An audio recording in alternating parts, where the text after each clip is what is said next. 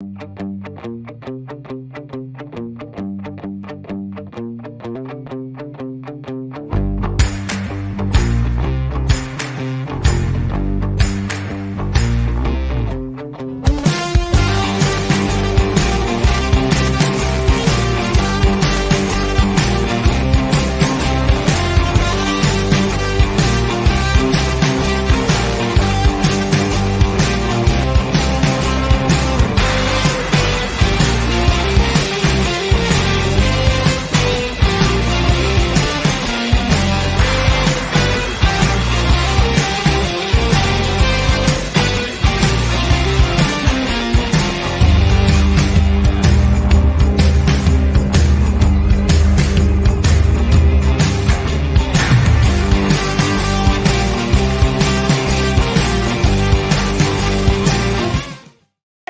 on now, fellas!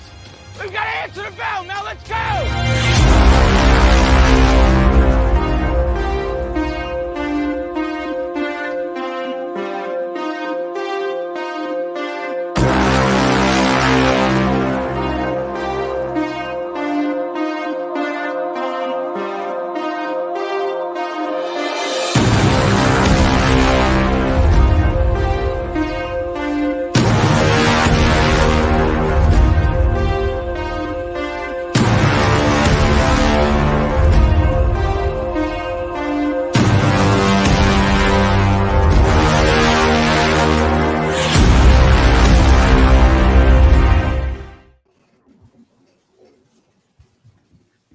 Welcome into the Wednesday edition, the Hump Day edition of Main Street Sports Today, presented by Mid-Tennessee Bone and Joint. I'm Maurice Patton. Chris Yow is feverishly working on some production stuff over here. And Justin Kulik, as always, back in the production room, making us sound and look good. And so, wherever that may be. It's relative. It's relative. On any given time, it might be. You never know. You are killing it in that sweater.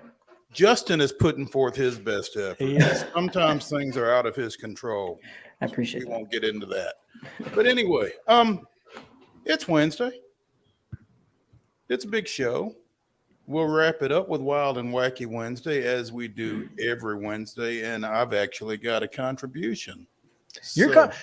You save your contributions like you have to Wild and Wacky. You don't always have something. When you do, totally worth it. It never comes, fails. I come strong. That's right. It's quality over quantity. Absolutely.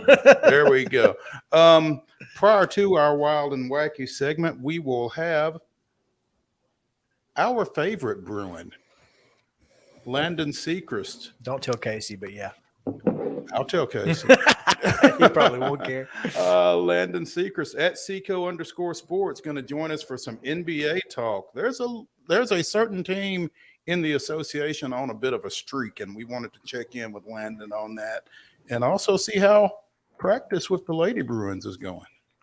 And in our next segment, we're going to be joined by Blake Lovell of Southeastern14.com, talk a little SEC basketball as got into league play last night or got further into league play last night. Both of our area Southeastern Conference men's basketball teams came up with wins. That's no big shock for one, but for the other, We were hopeful. Yeah. So, well, a lot of folks had kind of identified that game as one that they really needed to win. And so, as a certain coach said, we were having so much fun, we played an extra 5 minutes. Did you happen to see the last 10 seconds? Yeah, oh my goodness. Pretty crazy. Good Lord. So anyway, that's going to be fun to talk about. Yeah. Going to talk a little bowl stuff because we didn't get to that yesterday because we were a little busy. A little busy among other things, but yeah. So, Chris, are you wrapped up? Good to go. You're good to go. Well, I guess before we get into much of anything show-wise, we need to get to yesterday's results at the high school level and otherwise. Yeah. And today's schedule on the rundown.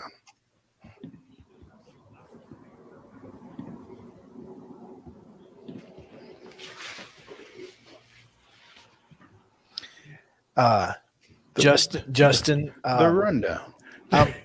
Hey, yeah, that's cool. Can Your audio is coming through your computer, Oh, sorry. and it's not coming through your mixer, which is why I think we're having some issues. There we go. Sorry about that. All good. We're good to go now. Now The rundown.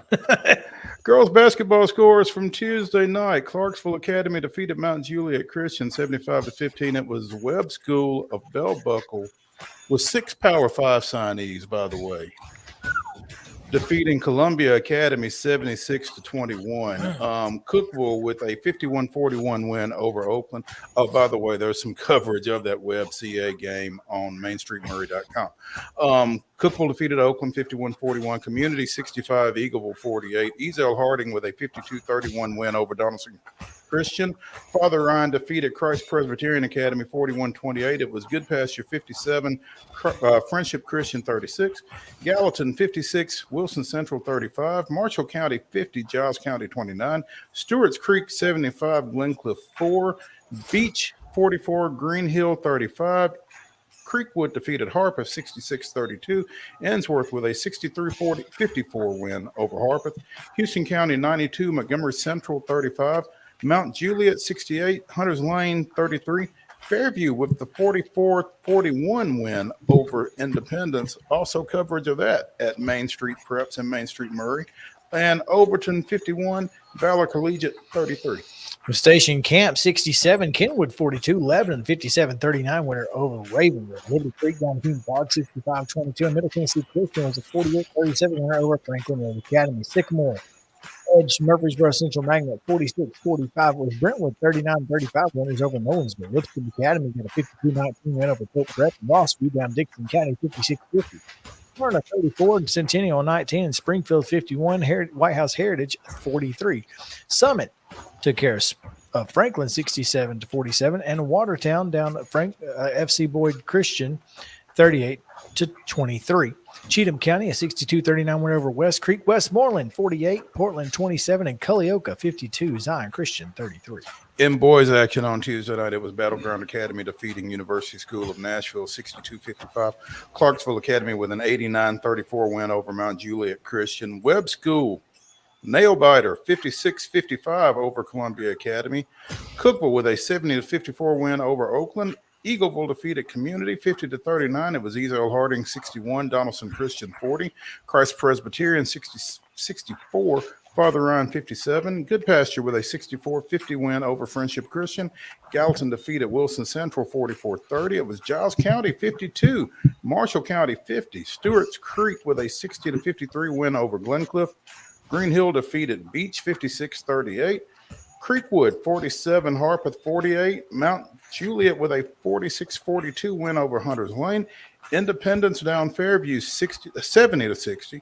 Overton with a 57-51 win over Valor Collegiate. Kenwood 50, Station Camp 44, and Laverne 64, Clarksville Northeast 61. Was Lebanon edging Ravenwood 50-47. Liberty Creek down Hume Fog 54-47. MBA 57-31 over Ensworth. It was MTCS 72. Franklin Road Academy 52. Murfreesboro Central Magnet down Sycamore 72-60. And Davidson Academy down Nashville Christian 70-57. It was Brentwood 57. Nolensville 54. East Nashville 71-65 winners over Pearl Cone in that rivalry game. Always fun. Providence Christian 45-40 winners over Grace Franklin. It was Rossview 84, Dixon County 62, Centennial 56-45 winners over Smyrna. Springfield 53, White House Heritage 38. Franklin down Summit 69-31, and Watertown winners over FC Boyd 63-15. It was Cheatham County 67, West Creek 64, and Zion Christian 49-36 winners over Culleoka. Men's college basketball action on Tuesday. It was Tennessee with an 87-53 win over Mississippi State. In overtime at Memorial Gym, Vanderbilt with an 84-79 win over South Carolina. Junior college men's action, Columbia State with an 82-63 win over Birmingham Southern's junior varsity. National Hockey League action, the Preds finding the net. A 6-3 win over the Montreal Canadiens. Today's schedule at the high school level, couple of doubleheaders, both 6 o'clock starts. Clarksville is at Clarksville Northwest, and Shelbyville is at Hillwood. Women's basketball, junior college action. It's Volunteer State at Wabash Valley. That's a 5 o'clock start, with the men following at 7. Also in men's basketball action, Belmont in the Valley. Sounds a little presumptuous, but hey. Missouri Valley action. Belmont is at Illinois Chicago. That's a 7 o'clock start on ESPN Plus. And in the NBA, the Grizzlies are at Charlotte against the Hornets. That's a 6 o'clock start on Valley Sports Southeast. And that is the rundown.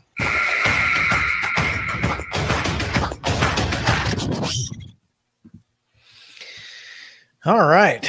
Top story time. A little top story action here. Mo, as I mentioned to you just before we got on the air, some coaching news in the world of college football, as Bobby Petrino will not be the offensive coordinator at Nevada, Las Vegas.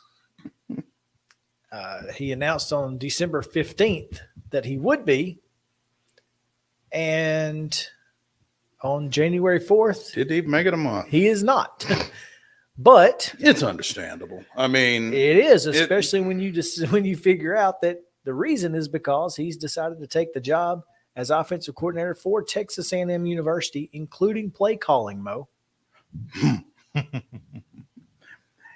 is this a mo money, mo problems type situation, though? For who? For Bobby Petrino? Mm-hmm. I don't think so. Let's be honest. He can always go back to UNLV at any point. There's a lot of places that Bobby Petrino can end up. He can always go home, probably at this point of his career. I mean, go to the house, dude. Yeah, seriously. But I think this is one of those. Jimbo had to make a big move. And so I'm curious what they're paying him. Jimbo was calling plays, I assume. Yes. That's an interesting dynamic to me. And we've got a youngster in the area who's going to be right in the middle of all that. Yeah. I'm curious to see how Marcel Reed's going to fare in what has always been a very dynamic offense. Well, I mean, and when you look at who these two guys have worked with, it's a laundry list of great college football quarterbacks. Yeah. And yet, Jameis Winston and Lamar Jackson, particularly, to name two pretty prominent ones. So, of course, he's also had, Bobby Petrino also had guys like Mitch Mustaine at Arkansas. He also had who's the kid that ended up at with the Patriots, the tall kid, 6'7". Matt Jones. No. Matt Jones may have been one of his quarterbacks as well, but that's not who I'm thinking. Yeah. I can't remember. Did not get a lot done at the professional level, but yeah, I No. But look, under Bobby Petrino, Arkansas became a pretty solid football team. Mm-hmm. Of course, they were good before, but that's neither here nor there. Ryan Mallett. That's it. But I mean, those are really good football teams back, in 08, 09. He took Arkansas to the Sugar Bowl, won 11 games in 2011 before his untimely firing. His untimely motorcycle accident. Yeah. Won the Cotton Bowl that year. Spent a year at Western Kentucky where he went 8-4. Went back to Louisville where he was really good until he wasn't. Won 9 games, 8 games, 9 games, 8 games, then 2. How do you go 9-8, 9-8, 2? That's very weird. But took another year off. Comes back and takes over one of the worst programs in FCS. Goes 5-5, but those 5 wins were all in conference play in the Valley. You talking about Missouri State? And I'm glad we don't have Heather on today. they were not good. Yeah. And Petrino turns around, wins the Missouri Valley Conference, goes to the playoffs. Next year, ends up second in the conference, wins 8 games, goes to the playoffs. And then this year they went 5-6, 3-5 in the conference. Didn't have a great year. Mm-hmm. But yeah, I mean, this is a pair of guys who have SEC coaching experience, who have done it at the highest level, who have won some of the biggest games in college football. And now you got to deal with them if you're in the SEC West, at least for one more year, because then the West goes away, I guess. Because they're not going to have divisions, right? Correct. But yeah, that's an interesting hire. I think it's an interesting hire on Jimbo Fisher's part. And again, particularly the relinquishing of play calling duties. That's huge. But is this one of those situations like Scott Frost was in last year where he had to, make a bunch of changes or else kind of thing? If it was a make a bunch of changes or else kind of thing, though, wouldn't that have taken place before January 4th? Well, they were trying to hire him in December. I don't know why he decided not to come to Texas A&M. Maybe it was he wasn't going to get to call plays, and now he is going to get to call plays. I don't know. Or maybe he just wanted the chance to work with Marcel Reed. I don't know the answer to that. That's, Stranger things. But I mean, he is a talented young man. And I'm looking forward to seeing what he can do again under the tutelage of Fisher Petrino. Yeah, this is going to be interesting.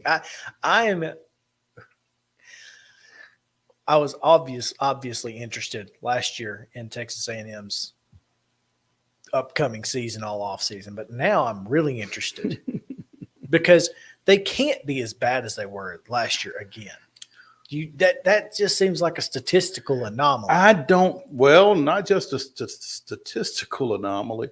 I don't think they can go through that again and Jimbo come out of it. Bobby Petrino may be the head coach by the end of the year if they get halfway through and it's the same thing. Now, Ron Selesky, who the former head coach of the Birmingham Steel Dogs, who's worked in the NFL and the CFL and the USFL and every other FL that you can find, he says that Petrino is the head coach in waiting. And I say the only way he's the head coach in waiting is if he's only waiting half the year.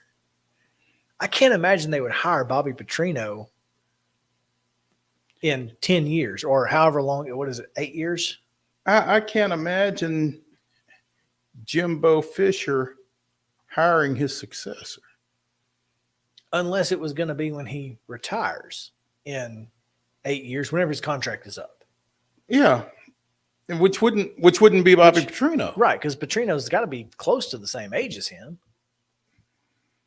I mean, Petrino is 61. So he's not going to become the head coach at Texas A&M at 70 years old. It's just not going to happen.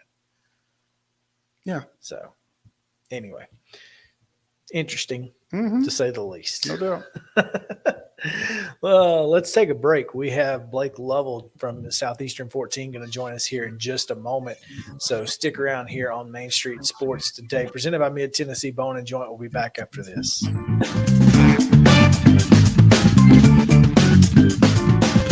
Mid-Tennessee Bone and Joint treats your orthopedic injuries and existing conditions. Our trained physicians will get you back in the game faster. Contact us at 931-381-2663 or www.mtbj.net.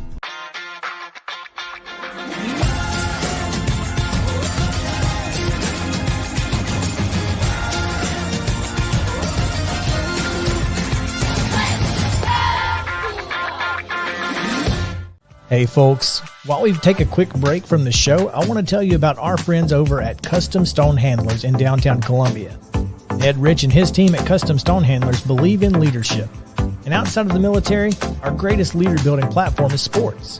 Custom Stone Handlers proudly encourages young people to get in the game. You can contact them today at 931-490-4990 or visit CustomStonehandlers.com. Jones & Lang Sporting Goods here in Columbia has been outfitting teams, officials, and anybody else from T-ball to college for 50-plus years. Be sure and check them out at 931-388-8060 or online at jonesandlang.com. Jones & Lang Sporting Goods, the look of a winner. Zion Christian Academy, zioneagles.org or 931-388-5731. You can schedule your appointment. Go tour their campus. It is beautiful over there, and you're definitely going to want to see it. Again, it's zioneagles.org. Give them a call, 931-388-5731, and schedule your tour today. Are you an enthusiastic sports fan? Want to have fun and get in on the action? Heck yes, that'd be awesome. Have great attention to detail? Want to stay active? Definitely. Want to give back to the student athletes in your community? Obviously, yes. Then you'd make an excellent high school sports official. We need more officials in Tennessee. Because with no high school officials, there are no high school sports. Sign up today at highschoolofficials.com. Mid-Tennessee Bone & Joint has been the official sports medicine provider for Murray County Schools for more than 40 years. We specialize in orthopedic injuries, and our Ortho Quick walk-in service lets you bypass the ER. Visit us online at www.mtbj.net.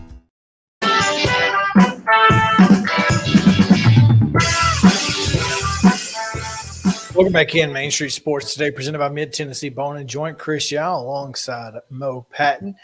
Coming to you live from southern Middle Tennessee, down here in Columbia. Across Middle Tennessee, we are talking sports, whether it be preps, all the way up to pros, and anything in between, including college hoops. And that's what we'll do right now as we bring in from Southeastern 14, Blake Lovell. Blake, welcome in, man. Hey, guys. How are you? Doing well, Blake. Appreciate you taking some time with us this afternoon. Another big night in the Southeastern Conference last night, particularly for the closest team to us, I guess.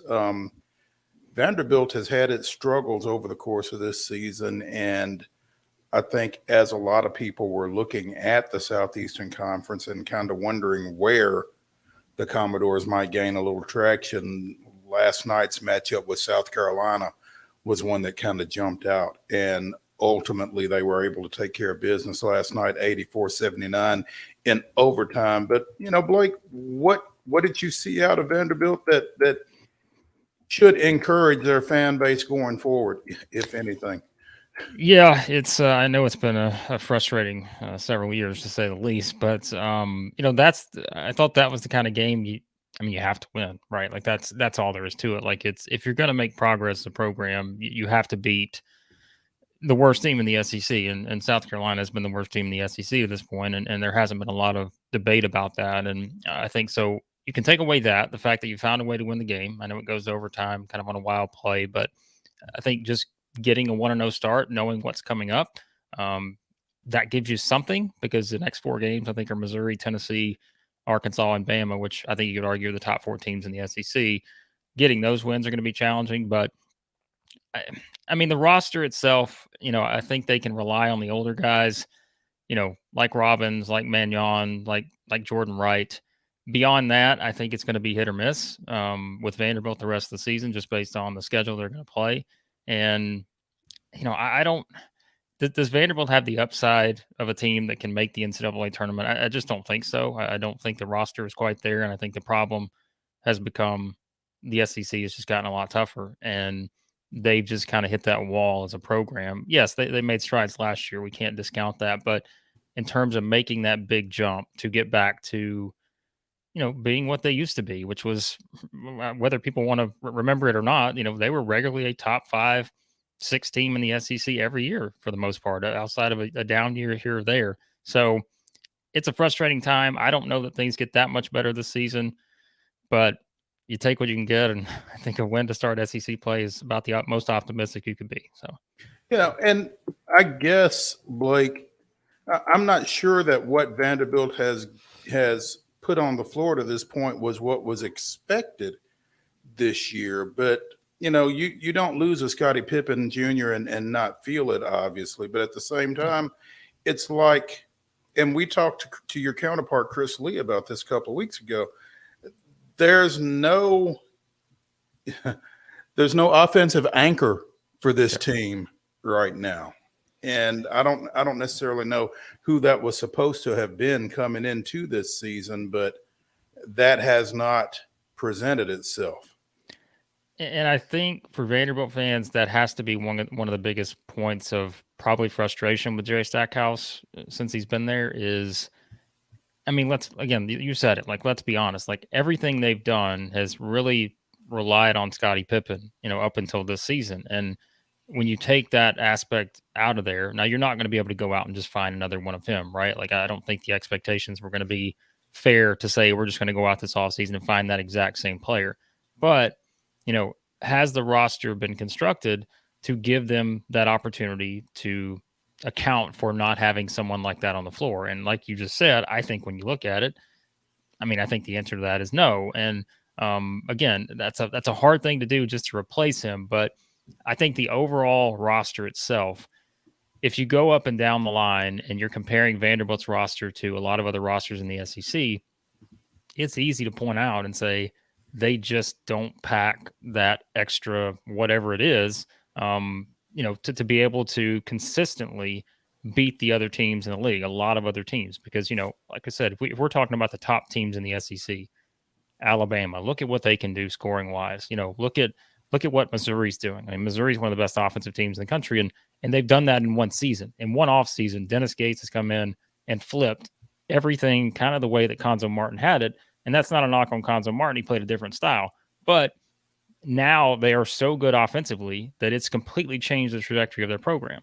And so I think when you look at it that way, you now have that luxury to do that in college basketball, as you guys know. I mean, really, you can go out and flip your entire program in one off season because of the transfer portal, because of recruiting. But I think they're kind of playing the long game at Vanderbilt. And I don't know. Like, I think it's just that they're still behind when you look at the rosters everywhere else. Blake Lovell of Southeastern14.com joining us here on Main Street Sports today, presented by Mid-Tennessee Bone and Joint. Brighter prospects, obviously, for that team to the east, as a lot of Vanderbilt folks like to refer to them. Tennessee, despite falling a spot in this week's AP poll to number 8, throttles what many consider to be a pretty good Mississippi State team, 87-53 last night. JoJo James back. Was that his first game back, Blake? That's the first time he's played. Honestly, guys, I mean, I was looking up the numbers earlier. I think he had played a total of 30 minutes, I want to say, in the past, since November 16th. He had played 30 minutes total, and that was only 2-game stretch where they kind of put him on the, we're going to limit you to this amount of minutes. But he hadn't played, I think, 8 or 9 games. So, yeah, first game back, and I thought that was a huge boost for him. So that's a huge boost for a team that didn't necessarily need one. Yeah, right. And I mean, look how good they were without him. And that's what I kept saying. We kept talking about them. Like, we're like, man, I kept bringing his name up. And I know people are like, why do you, keep saying this guy? Well, like, well, look, if you watched him play, I mean, I think we said coming in the season, like, to me, he felt like the X factor. Like, he's the guy that can do a little bit of everything. And he just kind of he has that skill set to where he can help them in so many different areas. And now when you consider what they've done without him, yeah, I mean, if last night was an indicator of what they can do with another body, and by another body, we mean someone that, can go out there and play 30 plus minutes if healthy and give them production in different spots. Yeah, I mean, Tennessee, I think to me right now, it's like Alabama and Tennessee are 1A and 1B in the SEC. And I think both have Final Four upside. Now, I know Tennessee fans don't want to hear that because that gets scary when you start talking about the NCAA tournament and what can happen there. But when you start talking about the NCAA tournament and their coach, let's just call it what it is. I mean, fair, unfair, we're going to have that discussion. And that's the thing, right? It's like they could be dominant and win the SEC this season. But once we get to the tournament, we're going to have the same discussion. But if we just focus on last night, like you said, Mississippi State was a team prior to giving up 78 to Alabama. They'd only given up more than 59 points once this season. And their schedule wasn't great in the non-conference. But for Tennessee to go out and get up 16-0, score 87 points on them. That shows you what Tennessee's capable of when they're hitting shots, and that's what they did last night. They hit shots from outside. If they're doing that, there's not a team in the SEC that's going to beat them, Alabama included. We'll see if that's more consistent in terms of their offense because, again, the defense, they're the best defensive team in the country, in my opinion. Offensively, you never know sometimes, but I think they're starting to figure some things out. Shot 70% from the floor, 36 of 52, 12 of 21 from three. JoJo James, 17 minutes, 3 of 5 from the floor, 2 of 2 from three, 8 points. So, I mean, and 4 assists, which, I mean, they're not numbers that are going to blow you away. But again, for a guy who had not played a whole lot, he brings the defense to him, though, because a lot of people know that he is that X factor, which leaves Santiago Vescovi wide open way too often. And he found the bottom of the net last night. Just about every time he threw it up, it found some way to go in.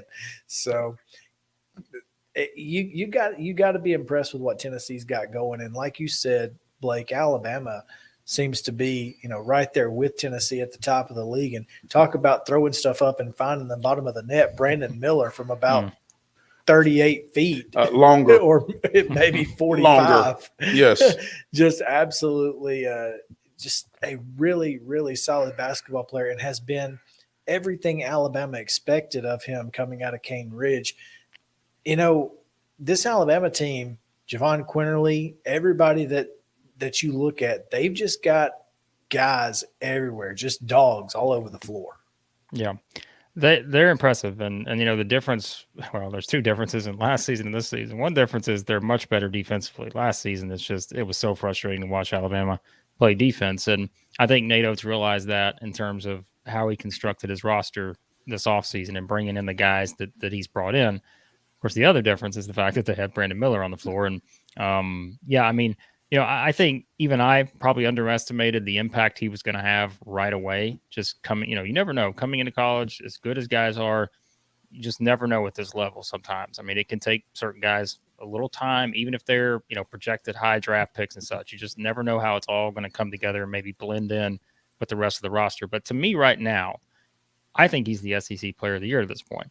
Now, look, we got a long way You to didn't go. say Freshman of the Year, did you? No, Player of the Year. He's the best. He's the best. And okay, I don't want to take anything away from Oscar Tshiebwe, but if you're talking about the most impactful players to their team, I think it's Brandon Miller and Oscar Tshiebwe. And yes, it's very close together.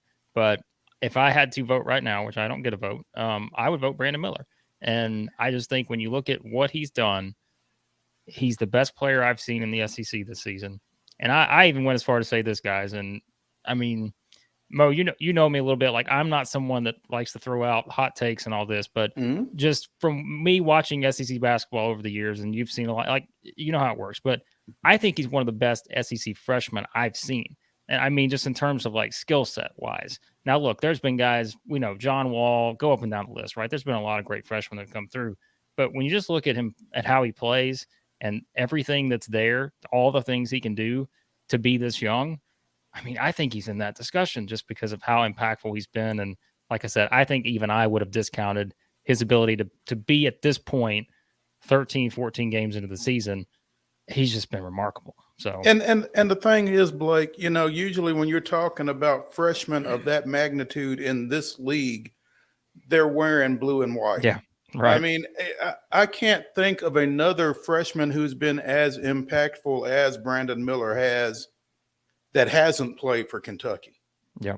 No, you're right. That's a good point. And that, I think, shows you, to be honest, it ties into the Vanderbilt discussion of the changing landscape of the SEC and how different it is now because of it's not just Kentucky going out and getting every guy that's out there and it just being the same. I mean, I felt like year after year there, we knew it was Kentucky at the top. It felt like Florida, was usually going to be that second team when Billy Donovan was there. And you just kind of always banked on that. Everybody else, it was a matter of, okay, who's going to kind of pop into that range and really try to figure out who's the third and fourth, fifth best team.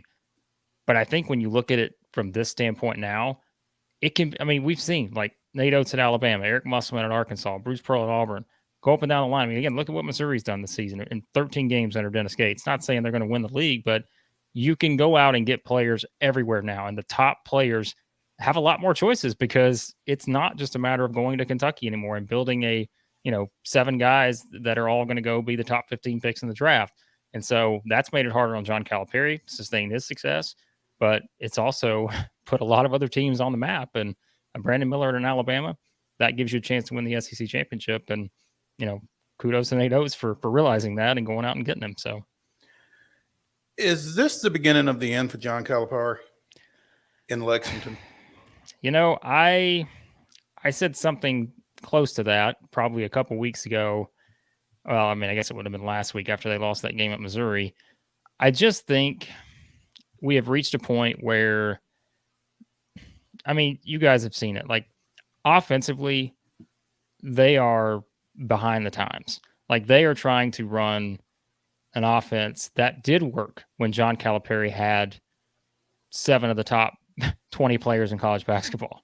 But now it's so different. And I think that their offense has not caught up with, again, what an Alabama is doing, what a Bruce Pearl has done over the years, whether it's Auburn, whether it's Tennessee, what Arkansas has done under Eric Musselman.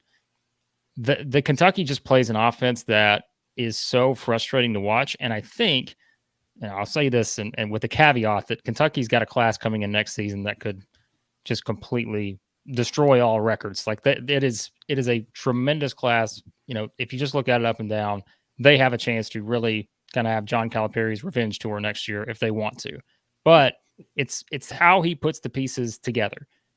The fact is, Kentucky, I mean, look, think about it, guys. Like, think about how long it's been since they've made it to the Final Four. I mean, it's been a long time. That was 2015. That's 7 years. In Kentucky terms, like, that's might as well be 50 years, right? I mean, it's a long time. And and look, I'm not saying I don't blame Kentucky fans for this at all. This is what they built over the years as a program. Right. They think they should win the national championship every season. And I'm okay with that. I'm okay with having high expectations. It's not going to happen in this era, but if that's your expectation, or at least get us to the Final Four every year, every other year, they haven't been there since 2015. And so at a certain point, I think, does Kentucky fire John Calipari, let's say, if they go out in the first or second round this season? I don't think so. But does Cal eventually get to the point where it's like, whew, does the pressure of what Is this it has become? Right. I mean, it's like Nolan Richardson said when he was at Arkansas, when you create the beast, then you got to feed it. And right now they're kind of starving in Lexington. I mean, when you look at this week's AP Top 25, there are 5 Southeastern Conference teams in it, and Kentucky ain't one of them. Yeah. And that's what I was going to ask.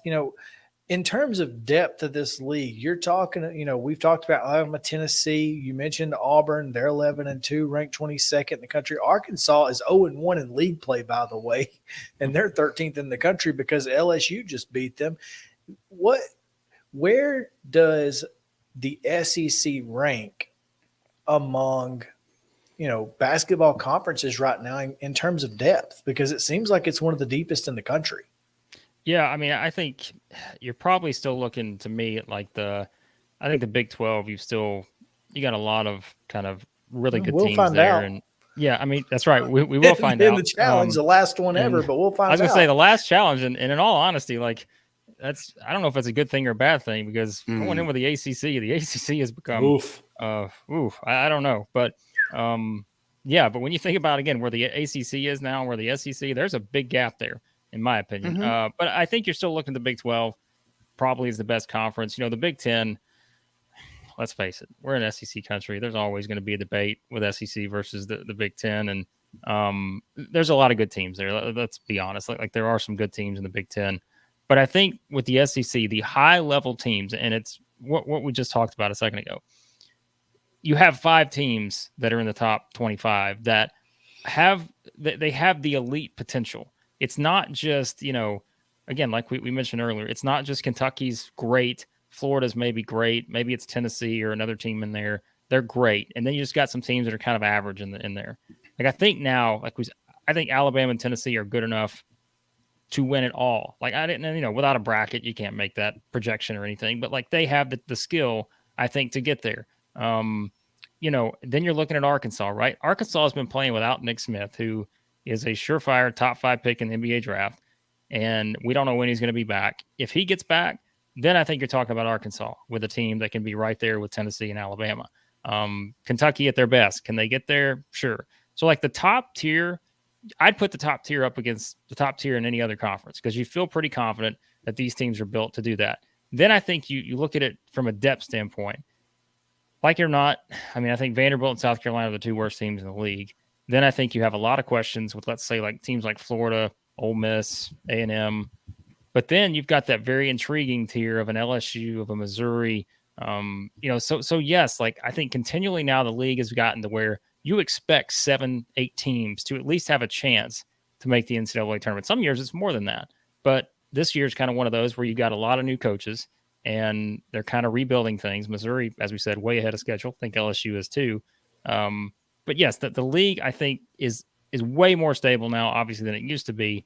But as it compares to other, I think the Big 12 is the only surefire conference maybe that you would say, I think they're still better.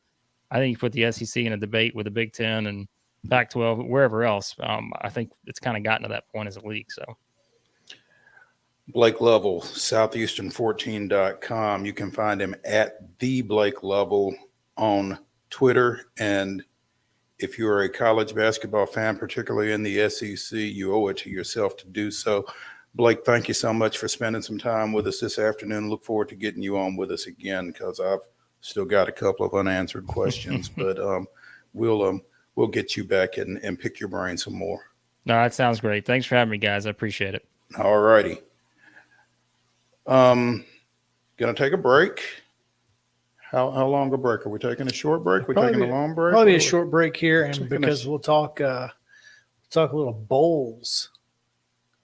Big wins for some big programs in the bowl season. What did we learn, though? We'll talk about it right after this. Main Street Sports Today, presented by Mid-Tennessee Bone and Joint. Back after this. This is Chris Yow with Main Street Sports Today. Every show, Mo Patton and I welcome friends from all across the sports landscape, from high school coaches and reporters to national, college, and pro sports personalities. You never know who might stop by for a chat.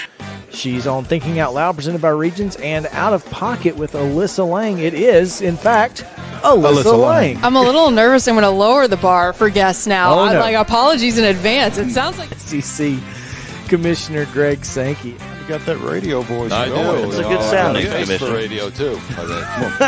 As do we. And then here's the other thing. You guys, you're spot on with the name. Everybody wants to be on Main Street. Everybody wants to be on Main Street. And we reach every main street in Middle Tennessee, Coach? Yeah, that's it. So Perfect. when you are on Main Street and you are moving, you gotta love it. Like you're moving. I was impressed. I'm glad someone.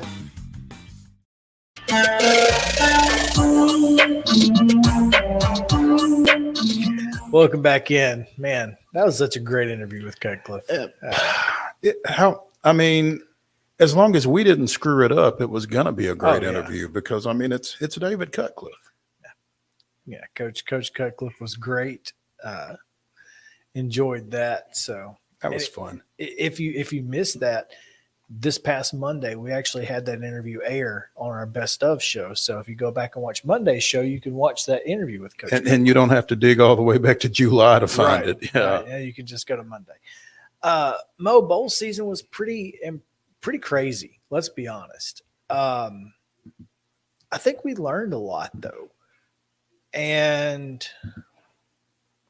one of the things that I learned, my biggest takeaway from this bowl season is very simply, when the 12-team playoff happens, we cannot just assume that the group of 5 auto bid is the 12th best team.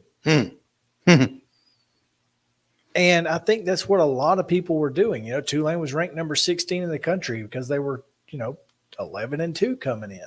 They had lost to Central Florida. They lost to Ole Miss. But fact is that they played toe-to-toe with USC and ended up winning the game. Now, how they got to the win was a little weird, but does it matter? I mean, the fact that they played toe to toe with USC, with a 100% Caleb Williams, with Caleb Williams playing.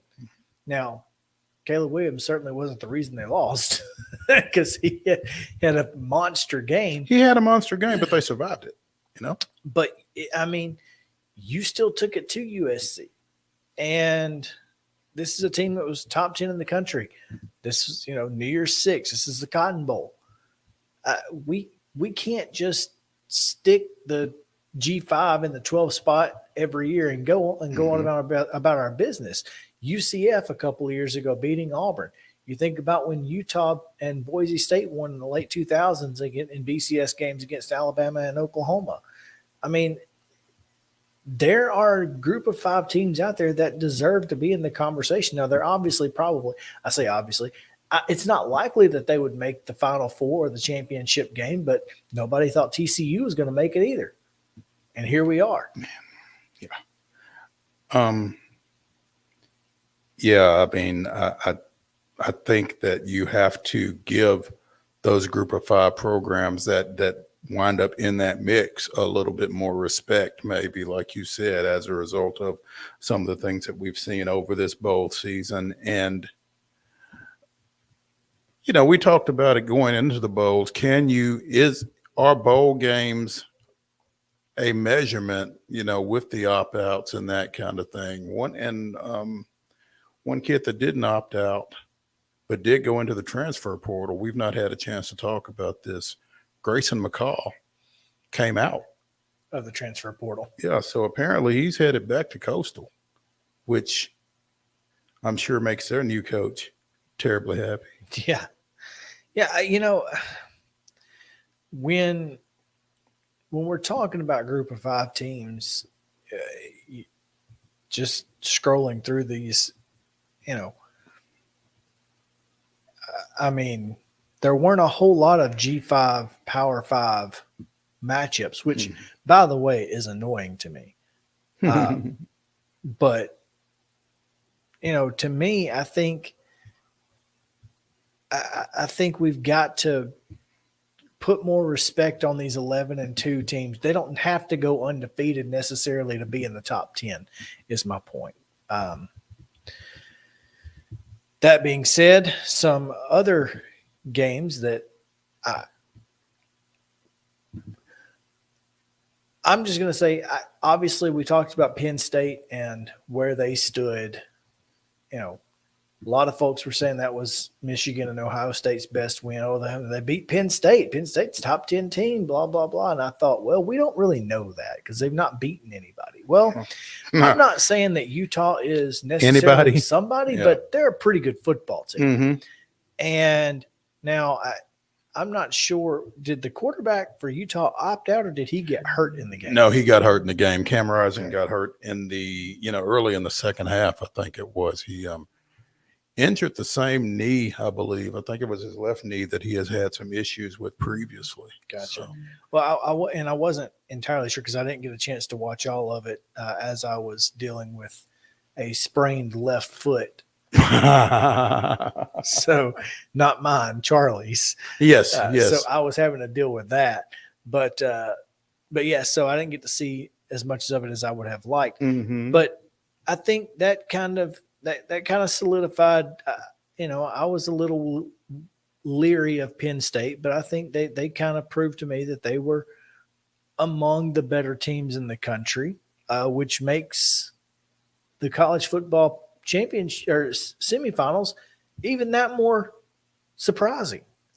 Yeah. I mean, I don't think I still don't really know what to make of TCU Michigan. I guess we just have to admit that TCU is better than we thought. Well, I think or Michigan's worse. I think the tweet that I showed you on Saturday from @CFB Nerds basically said, look, Michigan had not dealt with an offense like TCU's with some speed on the outside. That's why Big Ten teams typically struggle with SEC and other other conferences because that's not the type. That's why they struggle with Ohio State, because Ohio State is built that way. They're built with speed. Right. And that's why Big Ten teams struggle to beat those two teams. Now, Michigan has been able to hold Ohio State off the last couple of years, but when they've seen Georgia, they've seen TCU, they've not been able defensively to take care of it. Right. And I think it's just the explosiveness of those offenses. Certainly look like it. And the thing is, Michigan scored with TCU there in that fourth quarter, particularly for the most part. But I mean, early on, it looked like TCU was going to boat race them. Did. I mean, we were kind of keeping an eye on it during the Music City Bowl and after, just kind of shell shocked. And I guess Jim Harbaugh was too. Mm-hmm. I mean, because you have to start making some adjustments, but what adjustments do you make if you just are getting out athleted all over the field? Yeah, I mean, you can't adjust for people running by you. And there was a lot of that going on. I mean, that's the facts. I mean, you can't coach speed. No, and you certainly can't coach it in a half. No. I mean, so,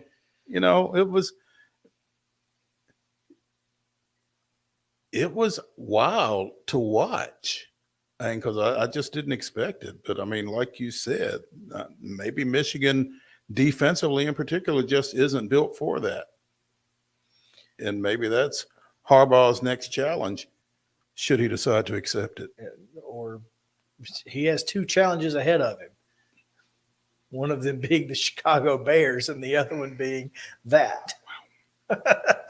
The tweets over the last couple of days that Jim Harbaugh will accept a NFL job if offered. Well, yeah.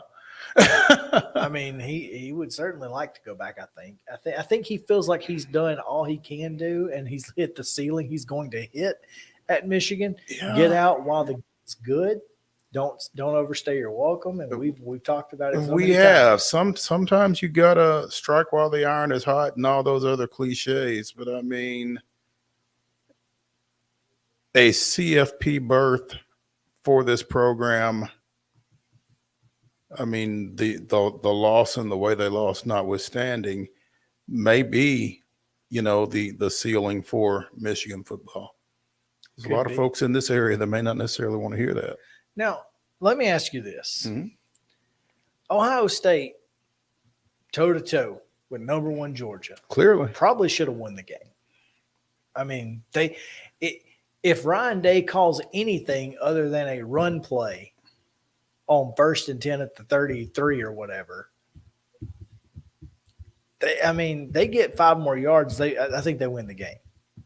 I think the kid was just trying to kick it too hard and ended up pulling it. Trying to make sure he had enough leg on a 50-yarder. Mm-hmm. Instead of, Ryan Day getting him a few extra yards and making it, a 40 to 44-yarder to win it is easy. Now, with that, and as bad as they got beat by Michigan at home, what does that sequence tell us about college football right now? I mean, you can't take away from this that the Big Ten is just not good. Yeah. I mean, it's not the SEC and everybody else narrative kind of wilted a little bit in that ball game. I think so, but also it kind of validated the Pac or the Big 12. I mean, TCU went in there, didn't even win their conference, and is now playing for a natty.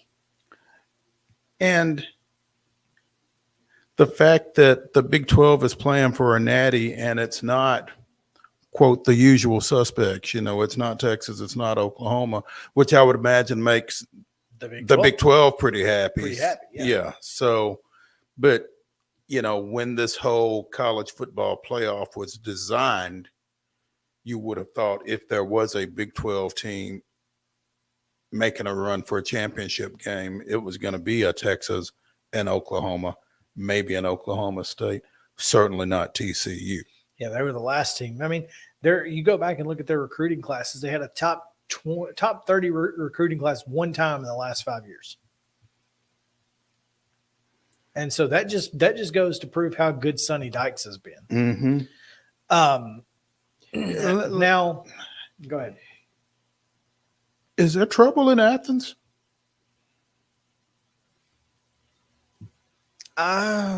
Because I had seen rumblings of this on Twitter and that kind of thing, but I hadn't actually checked it out until just now. But apparently Kirby made some comments about his Heisman Trophy finalist quarterback following that Ohio State game. He showed great competitive character, but he's got to play within our system, and he's got to do what he's coached to do, or you can't win games. He didn't get those opportunities until the defense stopped him, and we got fortunate to stop them a couple of times.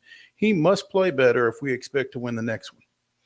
Well, that's what he told him on the platform. He looked at him on the platform and said, "You've got to play better next week."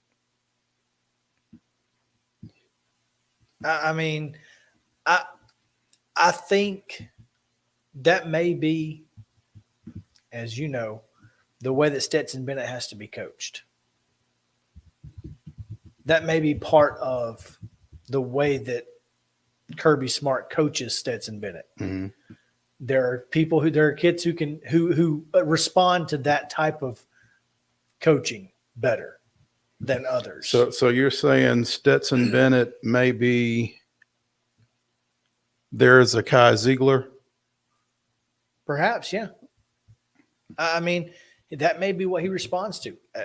He would know. Well, for their sake, I hope so. Now, Eric Ainge out here calling Stetson Bennett a punk is a little out there. I don't think that's the case. Bennett was 23 of 34 for 398, 3 touchdowns and a pick. It's hard to play much better than that.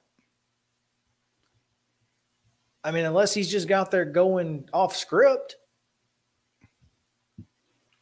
I don't know. I don't know. I'm intrigued by that. Same. Now, the team that did win the Big 12, Mo, got trounced by the 4th best team in the SEC. Alabama just dominated Kansas State. After it was 10-0, it was over. Yeah. It was like Alabama was toying with them, playing with the yarn, and it has just all unraveled as soon as Bryce Young was like, all right, we're done. Let's go get this thing. Well, I mean, Bryce Young and Will Anderson didn't not opt out to lose to Kansas State. Yeah. Right. So and you couple that with what Tennessee did to the ACC champion, and maybe it is the SEC and everybody else. I think Ohio State is in a different bracket. I know Michigan beat Ohio State. I get that. But when it comes to championship caliber teams, it's the SEC, Ohio State, and then good luck.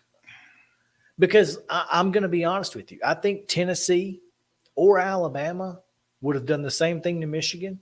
I think Tennessee or Alabama and Tennessee, fully healthy. Even with Joe Milton, though, hell, I don't know. I think they would compete with TCU because they're similarly styled and they're used to playing that type of against that type of offense. I just think Michigan got shell shocked with their speed, and then they had to play catch up the whole time and still nearly come back. Yeah, to win the game. But I mean, that has to be a little unsettling again when folks are running by you and running away from you. Just wait, where did he go? To the end zone. Where's my guy? Oh, he's in the end zone. I mean, to me, it just feels like, you could have put Georgia, Tennessee, Alabama. If this had been a 12-team playoff, I think those 3 teams could have very easily ended up at the top. In the top 4. I really do. Based on what we've seen. Yeah. So it's interesting, man. I think this bowl season was a great year for selling the 12-team playoff, though. As long as you don't have too many Big Ten teams in it, because you saw what LSU did to Purdue. Well, again, Purdue got there based off of winning a really crappy division. And they were a little unsettled, obviously, with their head coaching change and that kind of thing as well. So maybe not be so hard on Purdue to go there. But hey, and speaking of though, in that game, since we're talking about it briefly, we should probably mention that TJ Sheffield led the team in receptions, 7 for 56 and a touchdown. Good for him. So good job, TJ. Yeah. If they were going to score, at least it was TJ. Yeah. And the touchdown. Yeah, touchdown. In a 63-7 loss. Now, their quarterback didn't play. Charlie Jones didn't play. I mean, their two best players didn't play offensively. And their coach on top of that, their coach is gone. So, look. But Drew Brees was there. Drew, yeah. My LSU fan friend down in Baton Rouge, he tweeted, he said, "Hey Drew, the devil has come to collect." So, and he's a big Saints fan too, so it's just pretty interesting. Who dat? So anyway, let's take a break. And when we come back, we'll talk a little NBA. NBA, Belmont, who knows? Yeah. We'll just throw it all out there. So stick around to Main Street Sports Today, presented by Mid-Tennessee Bone and Joint. We'll be back. Mid-Tennessee Bone and Joint treats your orthopedic injuries and existing conditions. Our trained physicians will get you back in the game faster. Contact us at 931-381-2663 or www.mtbj.net.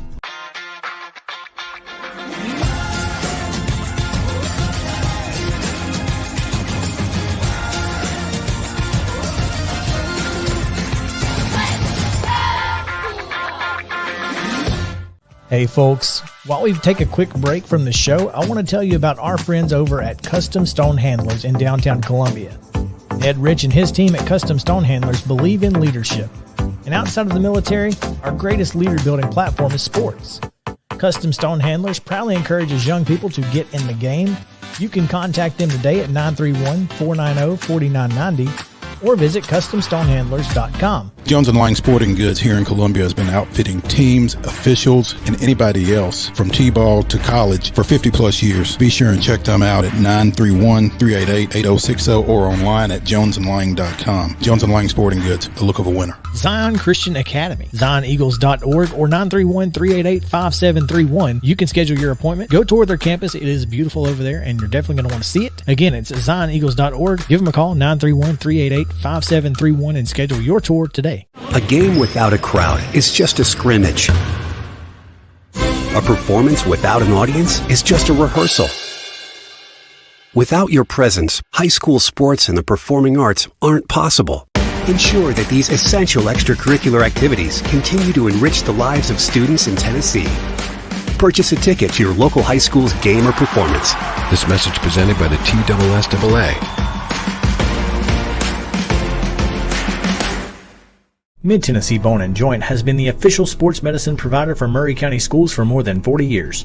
We specialize in orthopedic injuries, and our Ortho Quick walk-in service lets you bypass the ER. Visit us online at www.mtbj.net.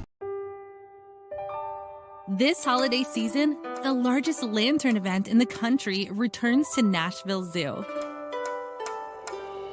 After sunset, come see more than 1,000 Chinese lanterns.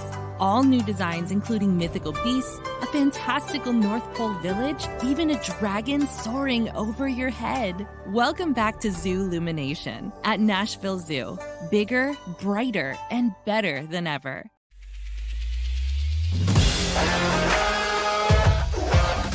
Hockey in Music City just hits different. It's one big honky-tonk party. It's the sea of gold in the crowd. The goals, the saves, the celebrations. It's an experience like no other. Don't miss a minute of the action this season. Visit NashvillePredators.com/tickets to get your seats today. That's NashvillePredators.com/tickets. And we'll see you at Bridgestone Arena. Walmart Supply Chain is hiring in Lebanon. Earn up to $22.25 an hour when you join our new fulfillment center. Enjoy competitive pay and premium perks, including 100% paid college tuition, 401k match, flexible schedules, a free Walmart Plus membership that includes discounts, and free Paramount Plus, paid time off, and so much more. Fulfilling work starts right here. Text JOIN to 240-240. That's JOIN 240-240 to apply now.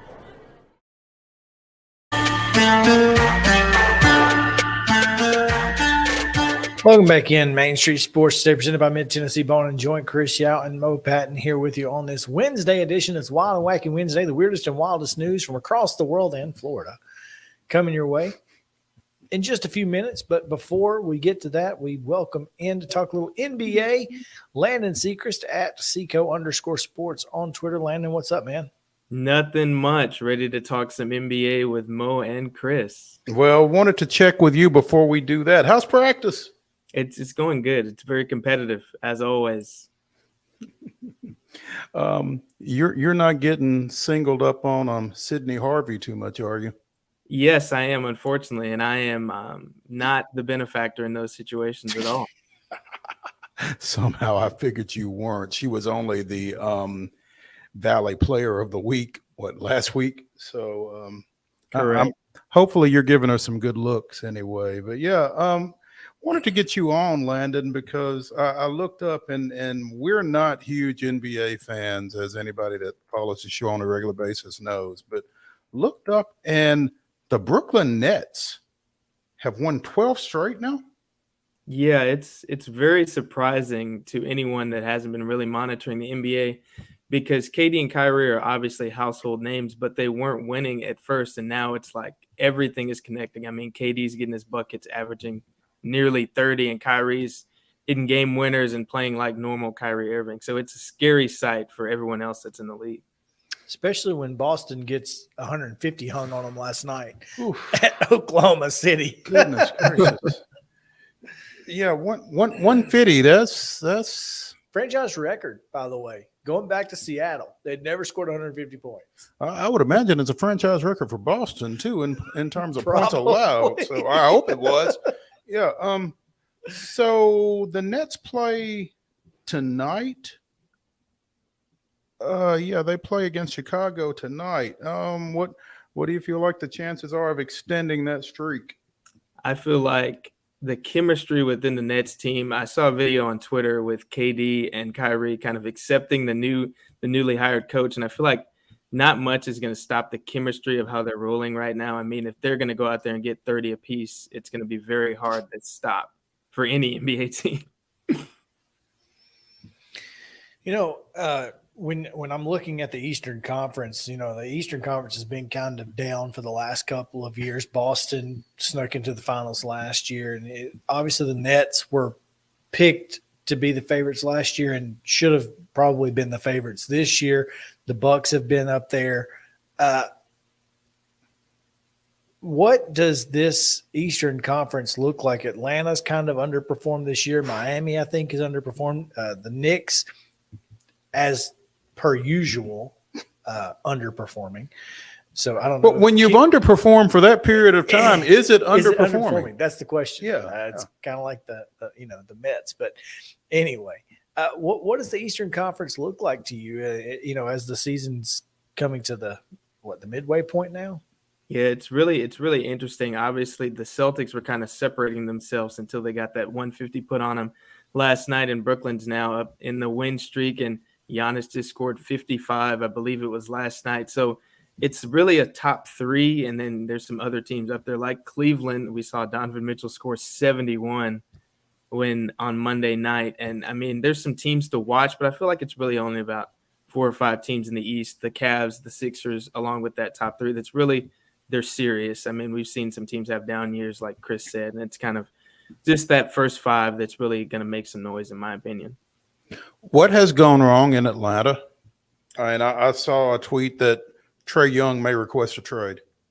It's interesting with that because Trae obviously is a high-level point guard, all-star, can shoot the lights out. But Atlanta brought in DeJounte Murray, who was also a point guard, and he's kind of having to share the backcourt, and that's kind of an experiment with that being the first year with them together. So it's kind of weird to see Trey share the floor with someone. He's getting the ball out, and he's averaging a whole bunch of assists always, but now he's got to kind of defer almost. And does Trey Young like to do that? I mean, Atlanta is kind of slipping in the standings, so I would say no.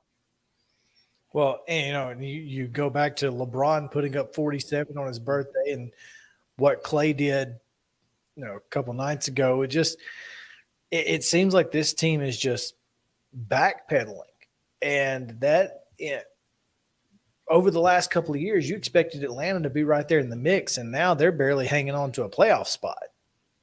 Yeah, it's odd because DeAndre Hunter, players like that, were really on the rise. Bogdan Bogdanovic, John Collins was making leaps last year, when they made the Eastern Conference Finals, kind of ascending per se. And then you add someone like a DeJounte Murray to the mix, expecting them to make that next step. And it's kind of like they took a step back, adding a high-level player like DeJounte Murray to the mix. Does Nate McMillan survive this? It depends on Trey Young and his situation. I would say they blame the coach in a situation like this with the team kind of underperforming. I don't think they'll sacrifice Trey. I think they'll go for Nate McMillan, which is unfortunate. Yeah, I think so too. I mean, again, I guess because of Braves Twitter, I also get a lot of Hawks Twitter. That's insane. And there are a lot of people who are really ready for firing to be the least action taken against Nate McMillan, I think. So it's getting pretty bad down there. Landon Seacrest at Seacoast_sports joining us here on Main Street Sports today, presented by Mid Tennessee Bone and Joint, talking a little association. Again, going back to the Nets for just a second, I mean, they had the coaching change early this season, and they've really responded to that. But behind KD and Kyrie, what are you seeing out of this team?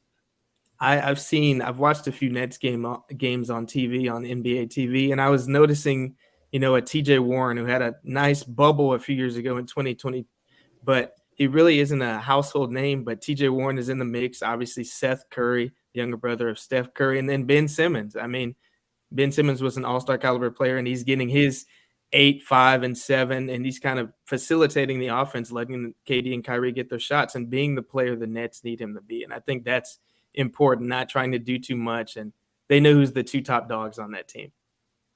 It's crazy. We saw Luka with his big night a couple of weeks ago, and then Spider comes back with that 71 points, like you said, on Monday night. The NBA, I mean, on any given night, anybody's liable to go off like that, I guess. Yes, it seems like there's no defense being played, but I really think it's just the talent level in the NBA is really rising. I mean, there's a lot of young players in the league. I mean, if you consider someone like a Luka Doncic or Donovan Mitchell, young ascending players in the league, I think there's a lot of young talent that's kind of being put on notice. And a little bit closer to home, Darius Garland had 46 here not too long ago? Yes, I watched that game. It was phenomenal to see Darius put on a show. I mean, they were playing the Nets in that game, and I mean, he just took over and kind of kept the Cavs in the game in that situation, and he was just holding his own against, a Kyrie Irving, which is very good to see coming from, nearby. Did you ever get a chance to play against him? No, and I'm very glad. It wouldn't have turned out in my favor. It would not have. I'm looking through the Western Conference standings just for fun here. There is not a single Western Conference team with a better than 500 record on the road. Not one. That doesn't bode real well. You would think, I mean, the Nuggets, who lead the conference, are 10-10 on the road, 14-3 at home. Memphis is 8-10 on the road, 15-3 at home. I mean, this is crazy. I'm curious why that is, other than the Western Conference is pretty darn good. So when you get on their home floor, it's going to be much more difficult to win on the road in the Western Conference than the Eastern Conference. Would that be accurate to say, Landon? Yeah, I mean, we've seen like the Warriors. I mean, they were struggling on the road. They had like 3-12 record earlier. 3-16 currently. Yeah, 3-16 now, and I mean, it's just they're rolling at home. But a team like the Warriors, and they're without Steph Curry now. But I mean, struggling on the road, it's just really crazy to see. But the West is stacked, so it's understandable. I mean, the fact that Golden State is the number 9 team in the Western Conference is pretty wild, and they've won 5 straight to get there because they were probably out of the playoffs 2 weeks ago. And then of course Memphis is sitting there in the 2 spot. New Orleans is right there with the Grizzlies after Memphis beat them last week. Memphis on a 3-game win streak. The Grizzlies playing really good basketball right now. Yeah, now that they have their full lineup. Mm-hmm. That's very true. Yeah, Ja Morant is kind of getting the team rolling. I love his signature shoe, by the way. I really think that it's a step in the right direction. I think it's good for Ja. I love to see that, a player from Memphis is getting his own shoe, but they're really rolling, and I like the attention that Memphis is getting, with a Bane in the lineup who's kind of a under-the-radar player, but he's really good, and I think the Grizzlies have a very solid team, and it's obvious because they're number 2 in the West. Are the Pelicans for real, and how much does Zion's hamstring situation concern you? I really need to see, Zion and Brandon Ingram on the floor at the same time on a consistent basis because, the Pelicans, they have all this talent and, CJ McCollum is on the team now, but can they get on the floor together is the thing. And are we going to see them at the top of the standings, or are we going to see them dip without Zion, into a play-in game, and then they have to fight their way into the playoffs? But I think the talent is there, but I don't know how they're going to survive, how they're going to fare without, a Zion Williamson. Someone asked a couple of weeks ago if you were starting a franchise, would you pick Zion or Ja? And I'm like, it's Ja 100%. I'll take the mouthy technicals over not being available because the best ability is availability. Thank you. Just why would you? Why is that a debate? Apparently, it still is. It's insane though, because there's 0 chance I'm taking anybody but Ja Morant right now. I don't know. Maybe I'm crazy. But anyway, yeah. Landon, what's the likelihood of Memphis keeping this pace in the West? I mean, are they going to be a potential 2 seed like they were last year, maybe even better? I think it's really I think they can really do it because you see a Denver in the top spot. They obviously have someone like Jokic at the top, but Memphis has a Ja Morant, and the top 4 teams really have that guy. You just mentioned that Zion is out for the Pelicans, but the Mavs have a Luka Doncic. So I mean, they're going to be in the mix for sure. Seeing them get to a Western Conference Finals and an NBA Finals would be great to see. Behind Ja Morant. I think that'd be very good for Memphis and, for the league, just getting the Grizzlies more attention. It seems like they're getting more attention now, but it's never enough to, the average fan and Memphis stan per se. But, I think the Grizzlies can be in the mix, and they are in the mix for sure. Landon Sechrist, sports editor of the Belmont Vision, joining us here on Main Street Sports Today, presented by Mid-Tennessee Bone and Joint. Landon, what's going on campus? I mean, we're getting back on campus, winter break. I mean, everybody's trying to get caught back up as far as sports. Belmont basketball still had games over the break, and everybody's kind of excited now. We had a few games before the break, but, the students are excited to kind of get back in the mix and attend the home games and kind of get that Kerber Event Center kind of rowdy and support the Bruins. I think it's a really good atmosphere on campus. Things are going good. It's a very positive environment up there at Belmont. So you didn't go to Chicago for the UIC game tonight, huh? No. Didn't make that trip to the Windy City. Probably for the best. Probably for the best, yeah. Landon, man, as always, we appreciate you and your insight on the association and other stuff, and look forward to catching up with you here soon. Thank you. Thank you, Chris. Thank you, Mo. Have a good one, man. We'll take a break. When we come back, wild and wacky, Love Wild and Wacky Wednesday. Weirdest and wildest news coming your way right after this. Main Street Sports Day. Stick around.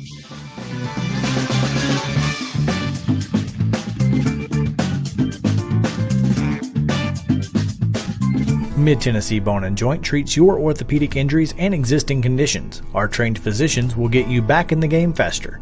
Contact us at 931-381-2663 or www.mtbj.net.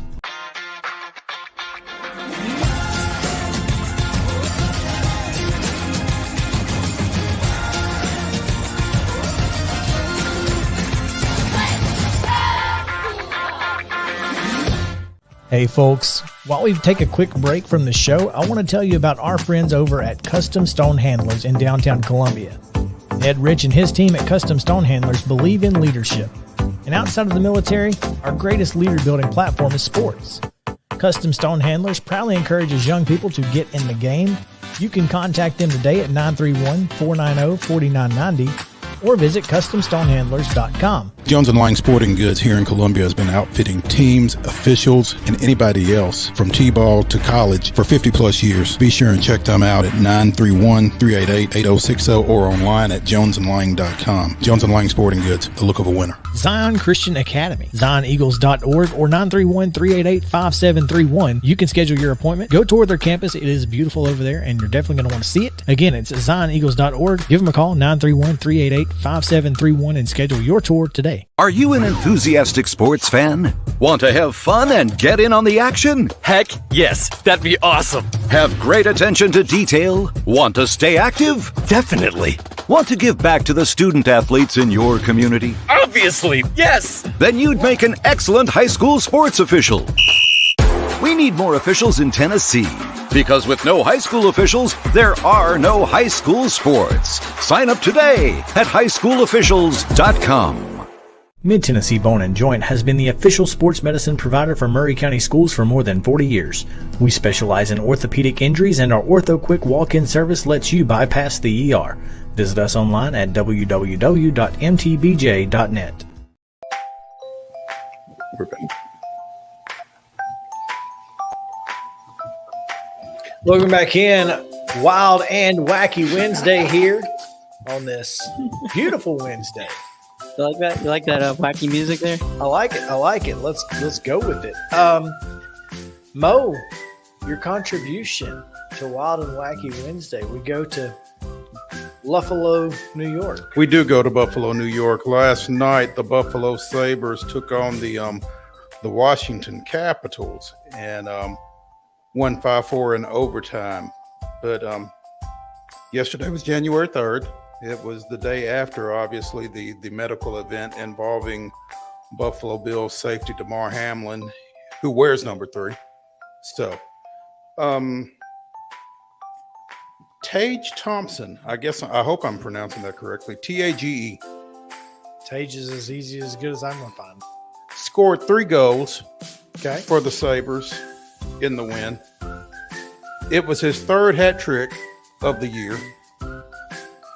And his 3rd goal was the game winner coming 3 minutes into the overtime.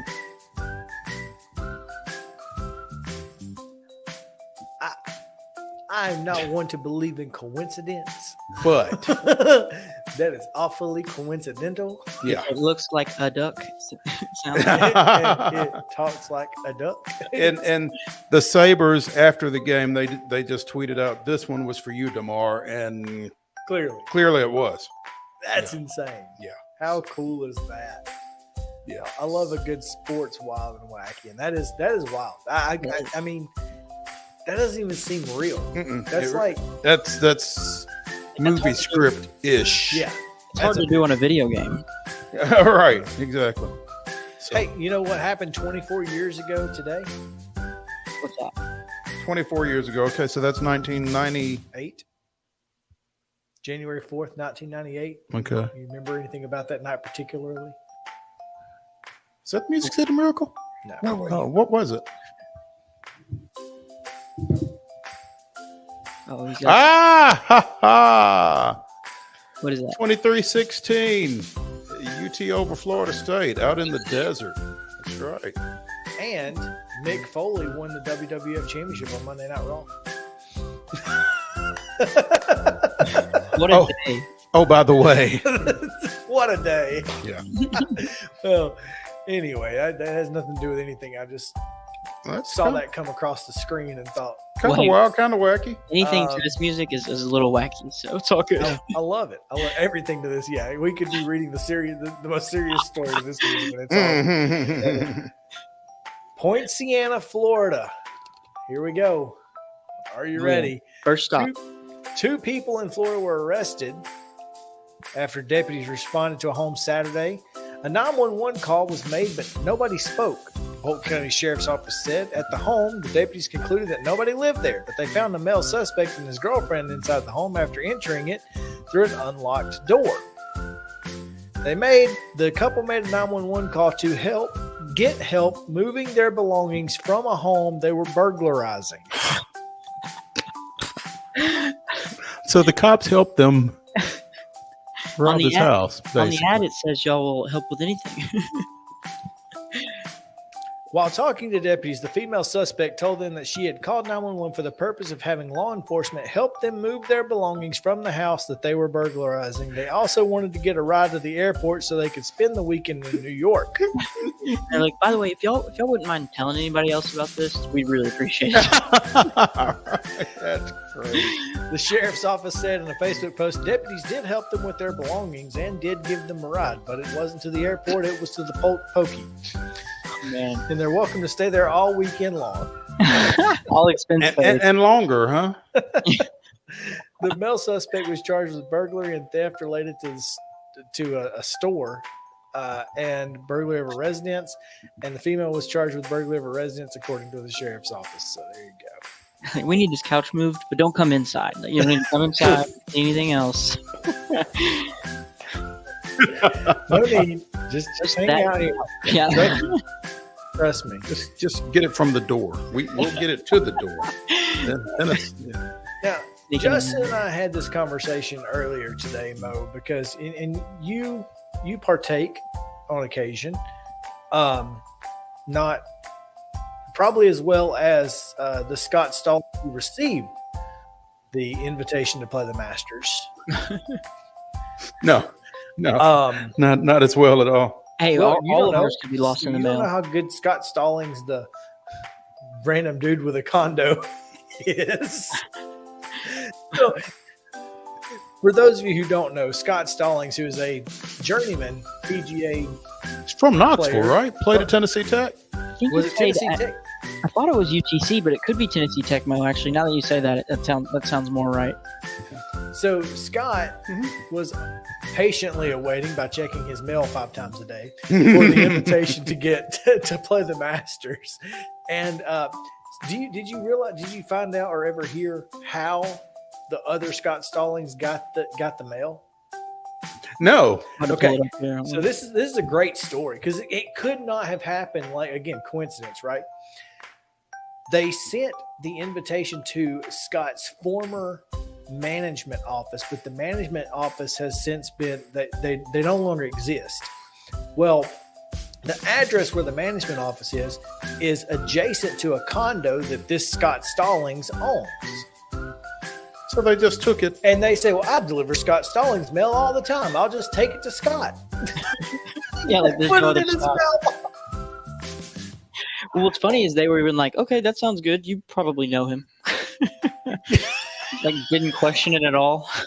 I'm just now becoming familiar with this, but there's a story on The Athletic about it. It is And- fantastic. Oh, So- this is So Scott Stallings is now taking Scott Stallings to the Wednesday practice round at the Masters. well, that's So, pretty cool.